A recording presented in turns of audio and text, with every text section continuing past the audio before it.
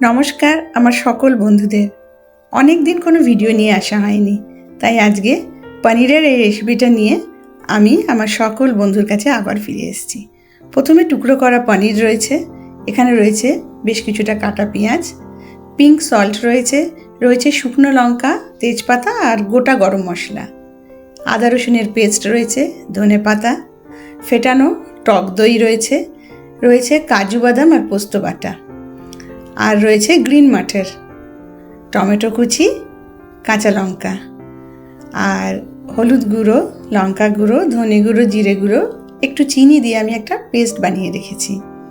কসুরি মেথি রয়েছে, এখানে রয়েছে ক্রিম। এই সব কিছু দিয়ে আমি আজকে পনিরের একটা রেসিপি করব। প্রথমে আমি ফ্রাইং প্যানে একটু তেল নিয়ে নিলাম, আর টুকরো করে রাখা পনিরগুলো আমি সেই তেলের মধ্যে দিয়ে দিলাম। একটু নুন হলুদ মাখানো আছে, আর এর মধ্যে আমি দিয়ে দিচ্ছি সানরাইজের ব্ল্যাক পেপার পাউডার। এতে টেস্টটা খুব ভালো হয়। হালকা হাতে নাড়াচাড়া করে পনিরগুলোকে আমি একটা পাত্রে তুলে রাখলাম। এবার ওই একই ফ্রাইং প্যানে সামান্য একটু তেল দিয়ে গোটা গরম মশলা ফোড়ন দিয়ে দিলাম। গরম মশলার একটা খুব সুন্দর গন্ধ যখন নাকে এলো, তখন আমি তার মধ্যে অ্যাড করলাম কুচনো পেঁয়াজ।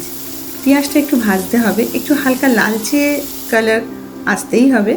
তারপর তার সঙ্গে আমি অ্যাড করছি আদা রসুনের পেস্ট আর টমেটো আর কাঁচা লঙ্কা কুচি।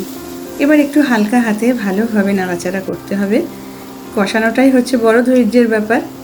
হলুদ গুঁড়ো, লঙ্কা গুঁড়ো, জিরে গুঁড়ো, ধনে গুঁড়ো যে পেস্টটা বানিয়ে রেখেছিলাম সেটা আমি এই মিশ্রণটাতে দিয়ে দিলাম। এবার তো কষতে হবে, টমেটোটা গলতে হবে, সেই জন্য আমি একটুখানি বাটি ধোয়া জলও এর সঙ্গে অ্যাড করে নিচ্ছি। এতে মশলাটা খুব ভালোভাবে কষানো হবে। আর যে কোনো রান্নাতেই মশলা কষানোর উপর টোটাল রান্নাটা ডিপেন্ড করে। একটু এবার ঢাকা চাপা দিয়ে রাখছি। খানিকক্ষণ বাদে খুলে দেখলাম, হ্যাঁ, একটু মশলার রঙটা একটু চেঞ্জ হয়েছে। আরও এখনও অনেকটাই কষানো বাকি, জলটা শুকানো বাকি। খানিকটা জল শুকিয়ে আসার পর তাতে আমি অ্যাড করলাম গ্রিন মাটার। এগুলো ফ্রোজেন ছিল, তো হালকা হাতে ভালোভাবে গ্রিন মাটারটা আমি মেশাবো। তরকারিটা আস্তে আস্তে এইভাবে কষতে হবে। আবারও একটু ঢাকা চাপা দিয়ে রাখলাম। তারপর আমি এখানে অ্যাড করলাম ফেটানো টক দই। আর এই টক দইটা খুব সুন্দরভাবে আমাকে মিশিয়ে নিতে হবে, না হলে একটু ফেটে যায়। সেই জন্য এই সময় অবশ্যই ফ্লেমটা অল্প রাখতে হবে। আর দিলাম ঘরেই রাখা ফেটানো ক্রিমটাও আস্তে আস্তে আমি মিশিয়ে দিলাম সমগ্র তরকারিটার সঙ্গে। আর দিয়ে দিলাম পোস্ত আর কাজু বাটা। যেহেতু পোস্ত কাজু বাটা পড়েছে, ক্রিম পড়েছে, টক দই পড়েছে, সেই জন্যে এই তরকারির রঙটা একটু হালকা হয়, মানে একটু সাদা সাদা মতো হয়।